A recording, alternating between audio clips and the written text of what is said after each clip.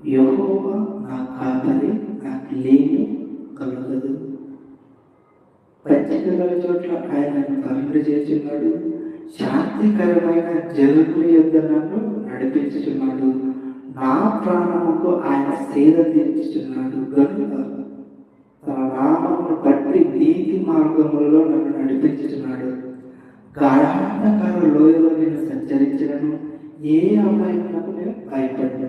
నీవు నాకు తోడయ్యవు, నీ తొట్టు కర్రయు నీ దండములను ఆవరించెను. యెహోవా నా కాపరి, నాకు లేమి కలుగదు. ఓకే,